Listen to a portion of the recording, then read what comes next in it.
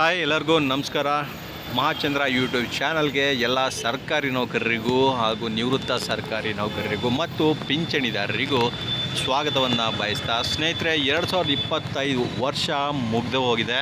ಈಗ 2026 ಇವತ್ತಿಂದ ಪ್ರಾರಂಭ ಆಗಿದೆ. ಸ್ನೇಹಿತರೆ, 2025ರಲ್ಲಿ ಸರ್ಕಾರಿ ನೌಕರರಿಗೆ ಒಂದಷ್ಟು ಸಿಕ್ಕಿರ್ತಕ್ಕಂಥ ಸೌಲಭ್ಯಗಳು ಏನೇನು, ಯಾವ್ಯಾವ ಯೋಜನೆಗಳನ್ನು ಜಾರಿ ಮಾಡಲಾಗಿದೆ, ಇದಕ್ಕಾಗಿ ರಾಜ್ಯ ಸರ್ಕಾರಿ ನೌಕರರ ಸಂಘ ಏನಾದರೂ ಶ್ರಮವನ್ನು ಪಟ್ಟಿದೆಯಾ, ಈ ನೌಕರರ ಸಂಘದಿಂದ ಸರ್ಕಾರಿ ನೌಕರರಿಗೆ ಏನಾದರೂ ಉಪಯೋಗ ಆಗಿದೆಯಾ, ಈ ಬಗ್ಗೆ ಒಂದು ವರ್ಷದ ಒಂದು ಪಕ್ಷಿ ನೋಟದ ಮೂಲಕ ನಾನು ನಿಮಗೆ ಒಂದಷ್ಟು ಮಾಹಿತಿನ ಈ ವಿಡಿಯೋನಲ್ಲಿ ಹಂಚ್ಕೋತಾ ಇದ್ದೀನಿ.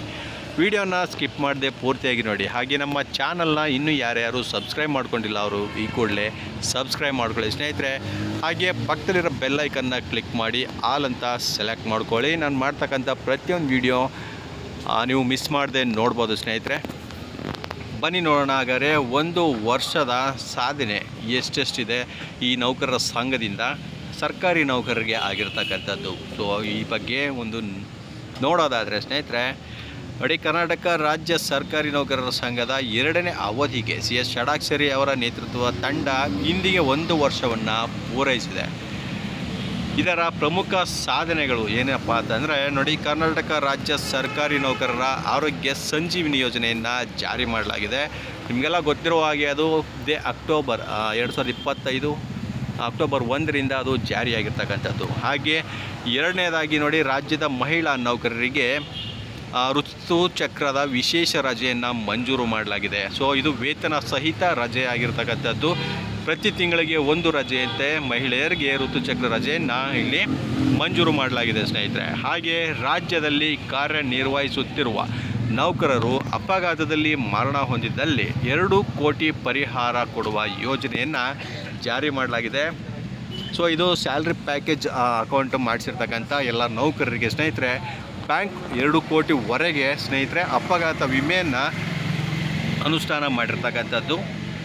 ಸೊ ಹಾಗೆ ರಾಜ್ಯದ ಸಮಸ್ತ ಸರ್ಕಾರಿ ನೌಕರರಿಗೆ ಉಚಿತ ಕ್ಯಾಲೆಂಡರನ್ನು ಮೊಟ್ಟ ಮೊದಲ ಬಾರಿಗೆ ರಾಜ್ಯ ಸರ್ಕಾರಿ ನೌಕರರ ಸಂಘದಿಂದ ಈ ವರ್ಷ ನೀಡಿರ್ತಕ್ಕಂಥದ್ದು. ಹಾಗೆ ರಾಜ್ಯದ ಗ್ರಾಮೀಣ ಕೃಪಾಂಕ ರಹಿತ ನೌಕರರಿಗೆ ಆರ್ಥಿಕ ಸೌಲಭ್ಯವನ್ನು ನೀಡಲಿಕ್ಕೆ ಈಗ ಒಂದು ಸ್ಪಂದನೆಯನ್ನು ನೀಡಿರ್ತಕ್ಕಂಥದ್ದು ಗ್ರಾಮೀಣ ಭಾಗದ ನೌಕರರಿಗೆ ಒಂದು ಧೈರ್ಯ ತುಂಬದಂತೆ ಆಗಿದೆ. ಹಾಗೆ ಕಾಲಕಾಲಕ್ಕೆ ವಿಳಂಬವಿಲ್ಲದೆ ತುಟ್ಟಿ ಭತ್ಯೆಯನ್ನು ಮಂಜೂರು ಮಾಡಿಕೊಂಡು ಬಂದಿರತಕ್ಕಂಥದ್ದು. ಸೊ ಈಗ 2025ರ 2ನೇ ತುಟ್ಟಿ ಭತ್ಯೆ ಇದೆ, ಜನವರಿಯಲ್ಲಿ ಮಂಜೂರು ಮಾಡಲಾಗುತ್ತೆ. ಸೊ ಅದನ್ನು ಕೂಡ ಭರವಸೆಯನ್ನು ನೀಡಲಾಗಿದೆ.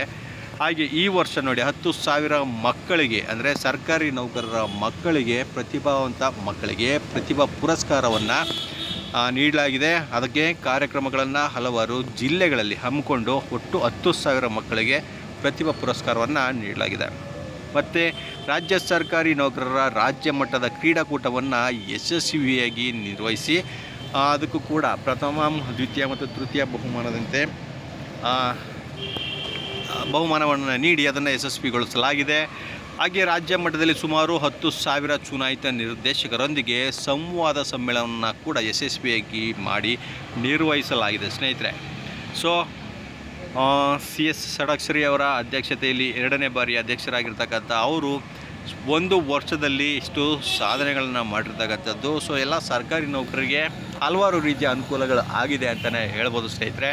ಇದಿಷ್ಟನ್ನು ಸುಳ್ಳು ಅಂತ ಹೇಳಲಿಕ್ಕೆ ಸಾಧ್ಯ ಇಲ್ಲ. ಯಾಕೆಂದರೆ ಇದಿಷ್ಟು ಅನುಷ್ಠಾನ ಆಗಿರ್ತಕ್ಕಂಥದ್ದು ಅಥವಾ ಯಶಸ್ವಿ ಕಾರ್ಯಕ್ರಮಗಳನ್ನು ಮಾಡಿರ್ತಕ್ಕಂಥದ್ದು ಎಲ್ಲದಕ್ಕೂ ವಿತ್ ಪ್ರೂಫ್ ಇರೋದರಿಂದ ಸೊ ಇದನ್ನೆಲ್ಲ ನಂಬಲೇಬೇಕು. ಸೊ ಇನ್ನು ಮುಂದಿನ ಕಾರ್ಯಕ್ರಮಗಳು ಏನೇನಿದೆ ಅವನು ಕೂಡ ಈಗ NPS OPS ಆಗಿರ್ಬೋದು ಅಥವಾ ಕೇಂದ್ರ ಮಾದರಿ ವೇತನ ಆಗಿರ್ಬೋದು ಪ್ರತಿಯೊಂದನ್ನು ಮಾಡಲಿಕ್ಕೆ ಈಗ ಮುಂದಿನ ಹೆಜ್ಜೆ ಇಟ್ಟಿರ್ತಕ್ಕಂಥದ್ದು ನೌಕರರ ಸಂಘ.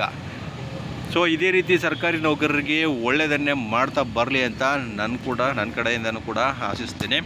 ಸೊ ಎಲ್ಲರಿಗೂ ಹೊಸ ವರ್ಷದ ಶುಭಾಶಯಗಳನ್ನು ಹೇಳ್ತಾ ಇದೇ ರೀತಿ ಮತ್ತಷ್ಟು ಮಾಹಿತಿ ಜೊತೆಗೆ ನಮ್ಮನ್ನ ಭೇಟಿ ಮಾಡ್ತೇನೆ. ನಮಸ್ಕಾರ.